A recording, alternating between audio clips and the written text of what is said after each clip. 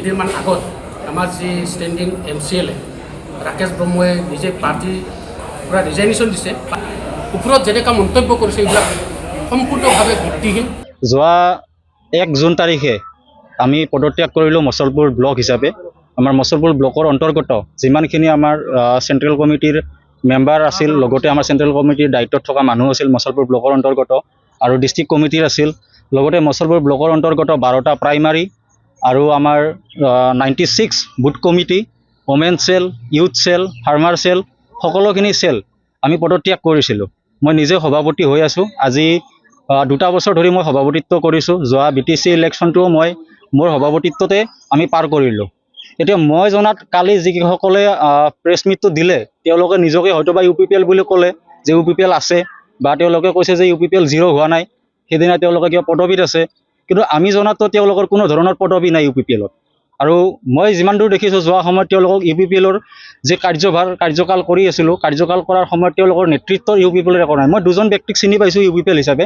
এজন আছিল আমাৰ বৰমাৰে বিজয় চৌধুৰী, তেখেতৰ দায়িত্ব আছিল UPPL, আৰু এজন আছিল আমাৰ ভূপেন বড়ো MLA, প্ৰাক্তন MLA, তেখেতৰ নমিনী হুছেইন আলী। এই 2জন ব্যক্তিক মই দেখিছোঁ, এই 2জন ব্যক্তিক মই চিনি পাইছোঁ। UPPL হয় তেওঁলোকে, সঁচাকৈ হয়, কিন্তু বাকী যিকেইবোৰ কাষত আছিল এইখিনি মানুহক মই জনামতে তেওঁলোকে বৰমা বাজাৰত দলেহে কৰে। যোৱা সময়ত আমাৰ যেতিয়া চৰকাৰ আছিল, চৰকাৰ থকাৰ সময়ত ৰাকেশ ব্ৰহ্ম ডাঙৰীয়া ছাৰে বহুকেইটা বজাৰ, বৰমা বজাৰ হওক বা আমাৰ মেধা বজাৰ, এনেকৈ কিছু কৰ্মীক বা কিছু মানুহক মানে কাক দায়িত্ব দিছে ইমানখিনি মই গম নাপাওঁ। তেখেতে লৈছিলে বজাৰবিলাক, তেখেতৰে দায়িত্বত লৈছিল। এতিয়া তেওঁ হয়তো বা কাৰোবাক দায়িত্ব দিছিল নেকি। এতিয়া মই জনাত তেওঁলোকে বৰমা বজাৰত দলেহে, তাত বাহিৰে বেলেগতো আমাৰ UPPL দলত তেওঁলোকক কোনো ধৰণৰ কাৰ্যকলাপ বা তেনেকুৱা কোনো এক্টিভিটিত বা কোনো পদবীত তেওঁলোক নাই। কাৰণ আমাৰ ব্লকৰ মই সভাপতি আছিলোঁ, বা যোৱা সময়ত আমাৰ প্ৰাক্তন সভাপতি আমাৰ মন্দিৰ ৰামচিয়াৰী আছিল, তেখেত আছিল, আৰু ইবেগে আমাৰ উপ সভাপতি আছিল ভূপেন বসুমতাৰী। মই যেতিয়া জেনেৰেল ছেক্ৰেটাৰী আছিলোঁ, জেনেৰেল ছেক্ৰেটাৰী আমাৰ ভৱেন বড়ো আছিল। আমি সকলোতো ৰিজাইন দিলোঁ। তো তেওঁলোকে কৈছে যে তেওঁলোক কিয় ব্লকৰ বা ইউথৰ আমাৰ আছিল, তেওঁলোক হয়তো বা আমাৰ কিছু কামৰ কাৰণে বেলেগ জেগাত গ'ল, বেলেগ দলত গুচি গৈছিল যোৱা সময়ত। যোৱা আমাৰ নতুনকৈ যিবিলাক চেল বনাইছোঁ, তো সকলোখিনি চেল আমি ৰিজাইন দিছোঁ। পদবী নাই UPPLৰ। এতিয়া সেইটো কথাত আৰু কি ক'ম আৰু, কাৰণ UPPL মছলপুৰ সমষ্টিত UPPL মানে হৈছে ৰাকেশ ব্ৰহ্ম। এইটো আজি আমি নহয় সকলোৱে জানে। ৰাকেশ ব্ৰহ্মৰ লগতে UPPLটো জড়িত হৈ আছিল, কাৰণ UPPLটো বজাই আছিল মছলপুৰ সমষ্টিত ৰাকেশ ব্ৰহ্ম ডাঙৰীয়া ছাৰে। তেওঁ যেতিয়া দল ত্যাগ কৰিছে, ইয়াত UPPL বুলি কৰা মানুহটো কোনো নাই।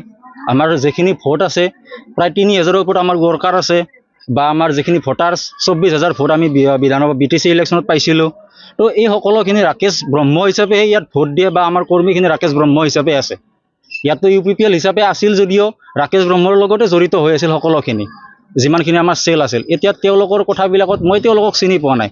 তেওঁলোক UPPLত কোনো ধৰণৰ দায়িত্বত তেওঁলোক নাই, আৰু তেওঁলোক নাছিলোঁ, কাৰণ মই নিজে সভাপতি আছোঁ, আমাৰ সকলো কমিটিয়ে মানুহ আছে। তো তেওঁলোক সেই সময়ত ক'ৰ পৰা UPPL হ'ল যোৱাকালি মইতো নাজানো। মই কৈছোঁ যে অকল 2জন ব্যক্তিকে মই চিনি পাইছোঁ, যে এজন বিজয় চৌধুৰী আছিল আৰু এজন হুছেইন আলী, তেওঁলোক আছিল। তেওঁলোক UPPLত হয়, তেওঁলোকক মই জানো। বাকীখিনিক মই চিনি পোৱা নাই UPPL হিচাপে। কাৰণ মছলপুৰত UPPL 0 হ'ব নেকি? হ'ব নহয়, হ'লে আমি সকলোতো পদত্যাগ কৰিলোৱে। বৰ্তমানতো মছলপুৰত UPPL কোনো নাই। 94টা বুথ, 12টা প্ৰাইমাৰী, আমাৰ ব্লকৰ প্ৰায় 75 এক্সিকিউটিভ বডিৰ লগত আমি প্ৰেচিডেণ্ট ছেক্ৰেটাৰী, সকলোখিনিতো আমি ৰিজাইন কৰিলোঁ। ওমেন ইউথ পেৰেণ্ট বডি, পেৰেণ্টৰ 31 জনীয়া, ইউথৰ 21 জনীয়া, ওমেন্সৰ 21 জনীয়া, আমি সকলো পদত্যাগ কৰি দিলোঁ। তো এতিয়াতো ইয়াত UPPLৰ কোনো পদবীত থকা মানুহে নাই আজিৰ তাৰিখত।